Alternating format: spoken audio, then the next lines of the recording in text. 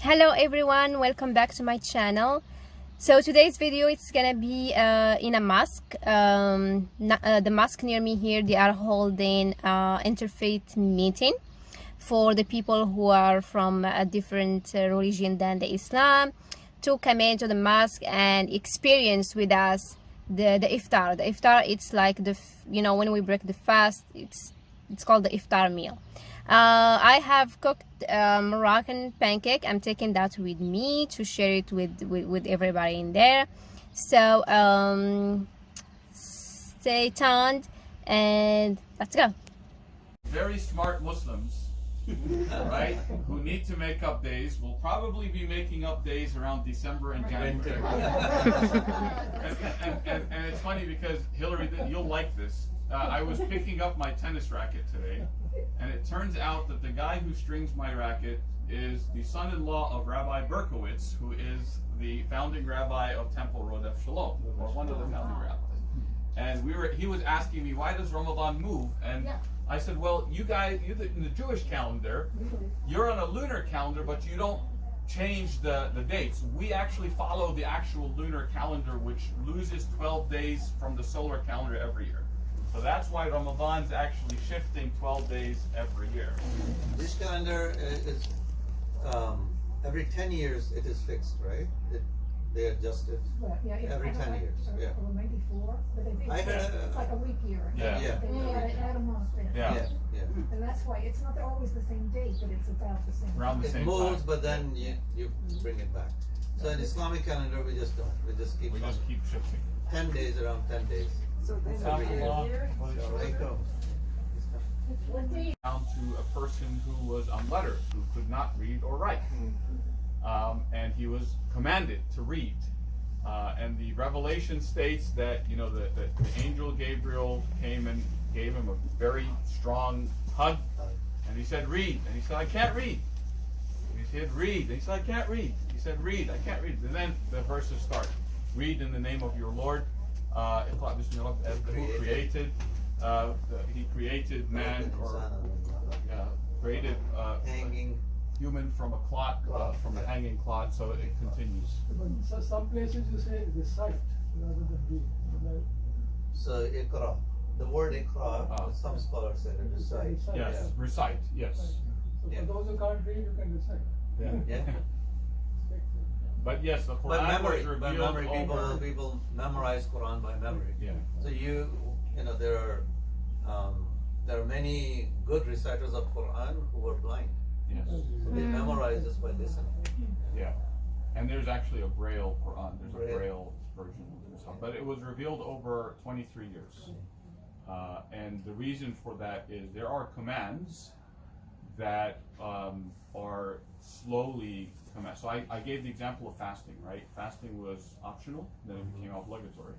So alcohol, for example. Alcohol was actually banned Islamically over a period of time. The first verse that was revealed, that, O you who believe, do not approach prayer while you're drunk. Right? That's the first prayer. That's the first revelation. People know that there's something going to happen. Right? Well, until you understand what you're about to say. Right? That's the first one. Then there's another verse that came down that said that that alcohol and gambling has a lot of sin or a lot of problems and a little bit of benefit for people. But the sin of it or the problems of it is much greater than its benefit. That was the second one. So people knew that it was coming. Then it says, the verse came down that alcohol and gambling and drugs and lottery is a filth from the work of the devil. Stay away from it. Right? So people were prepared for it because they had that kind of. So the stages, and that's how the Quran's revelation was specifically for commands that are we are commanded to stay away from or to do. Fazia?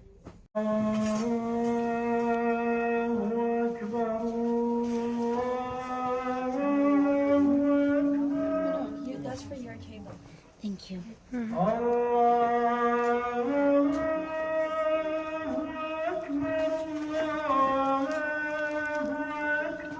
God is great. God is great. أشهد أن لا إله إلا الله. They witness that Allah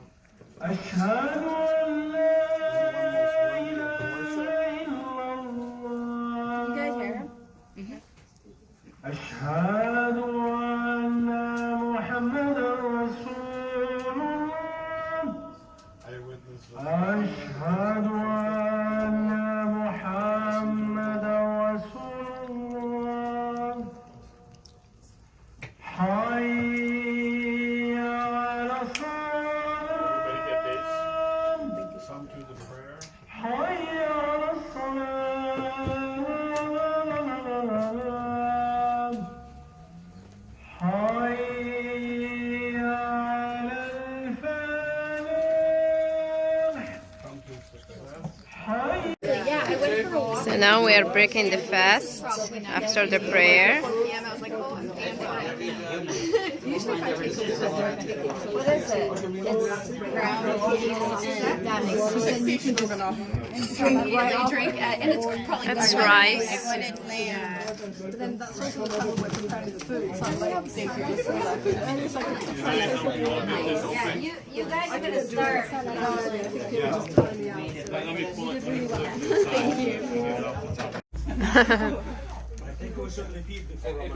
We will invite you again, and we will bring better. We will bring better food. It's good. I'm glad you're enjoying it. It is not up to my standard. Neither mine. Nor mine. Other nights they have lamb and different The barbecue steak. Oh, listen. little at a time. So, usually I like opening up the floor to a discussion about what all of you know about Ramadan. If you have any questions for me, that's great. If you don't have any questions, I have plenty. So do not fear. And one of the things I do like to start out with is the purpose of fasting. And God, He tells us, "Ya ayyuhalladhina amanu kutiba alaykumus siyam kama kutiba alal ladhina min qablikum la'allakum tattaqun." O you who believe, fasting has been prescribed for you, as it has been prescribed for those before you, so that you may attain God consciousness. What really stands out for me in this is that how God is using fasting as the vehicle to attain God consciousness. But at the same time, and this is something that we have, especially in our congregation, that anger and that frustration, it manifests in two specific places. Where would you guys guess? At the parking lot. The traffic and the food line. So you'll find that people will get extremely frustrated with the food line. People will try to take more food than the others next to them. Why? Because of that frustration. And many times, not having that emotional intelligence, it doesn't allow us to think in the moment and to actually think logically, think about those that are around us. And this is where that awareness is so important. Right? This is where that God consciousness is so important.